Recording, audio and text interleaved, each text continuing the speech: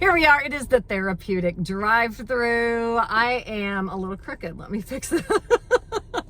All right, we got a lot to chew on today. We are talking about Monster, the Jeffrey Dahmer story, a hot new show out on Netflix. And I got to talk fast. I got a lot to get through today. I got to get you all that info before I get my food in the Chick-fil-A drive-thru. It's quite a challenge sometimes. But what I want to talk about is the mental health diagnosis given to Jeffrey Dahmer, and the diagnosis I don't think they talk about enough. So let's talk about Jeffrey Dahmer. I am a serial killer fan. Oh, not enough to send them nudies when they're in prison, but I do like to dig in on what may have caused their strange patterns of behavior, the way they talk, the way they act, and the reason they kill people. You know, Jeffrey Dahmer ended up killing 17 individuals.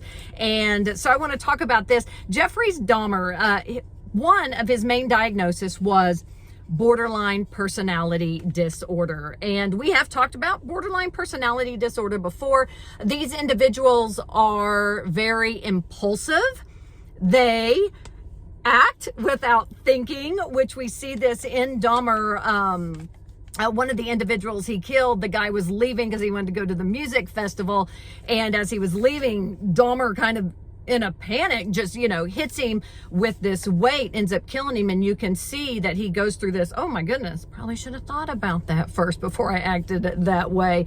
People with borderline personality disorder, they have very unstable relationships. And another identifying characteristic is they have a high fear of abandonment. Huge fear of abandonment, so much so that some of these individuals with borderline personality disorder will tell you to leave or pick a fight with you and make you leave, and then they'll tell you, see, I told you you were going to abandon me, just to prove themselves right. And we see that in Dahmer, especially with his relationship with Tony. I mean, they seem to be hitting it off. Everything seemed to be going his way. And then Tony's like, gotta go to school, be back next week. And once again, Dahmer then acts before he thinks about what he's doing, killing what would have been possibly a love interest for him. But because of that fear of abandonment, it just kind of sets in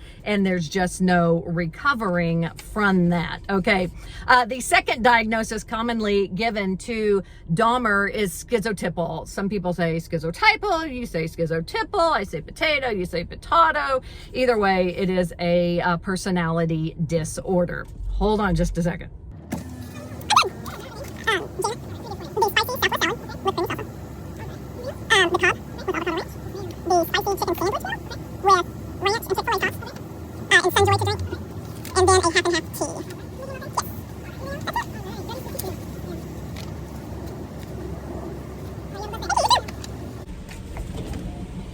Okay, so let's get back to schizotypal disorder. These people are very paranoid in their thinking. Like they may be in a spot and somebody looks at them, so all of a sudden they're very paranoid. That person's out to get me. They're going to take over. They're going to do this. They're going to do that. People that are over the top. Oh, conspiracy theorist. You know that person that's always throwing out these weird beliefs and you're like, dude, there's no way. And no matter how much you try to convince them that what they are thinking is not correct, they are still dead set on what they are thinking is correct. Okay. Which we kind of see that with Jeffrey Dahmer. They have very odd behavior and speech patterns. They have strange beliefs. They're very, very suspicious of everybody.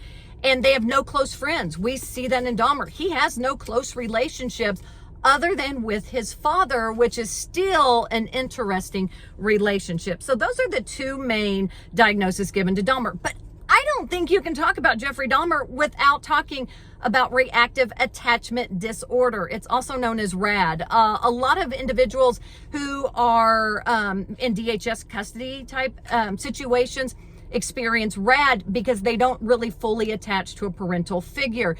And we see that with Dahmer, especially with his mother. So some of the qualifiers for RAD to get that diagnosis abuse and neglect as an infant or a young child. And we see that Dahmer's mother, it was said that she was also a germaphobe. So she rarely interacted with him or rarely had any contact with him.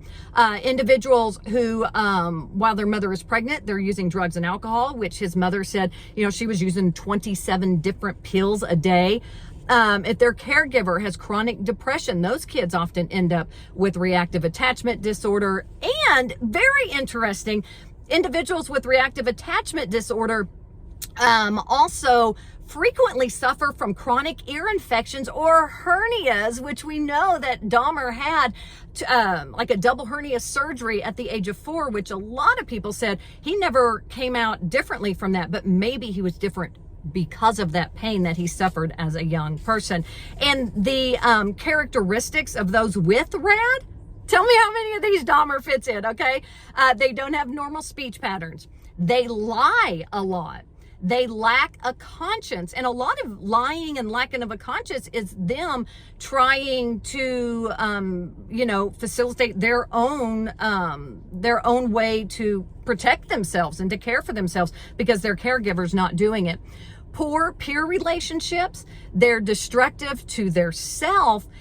And get this, some of those individuals who are diagnosed with RAD have preoccupations with blood and gore, okay? And we know Dahmer loved the sound of bones falling in a tin. He loved to pick up that roadkill and, to dissect it with his father. So it's very interesting when you look at the characteristics of RAD and how he fits in with that disorder. But I think I got to finish with this. And I'm almost to the meal delivery zone. I'm trying to pound it out.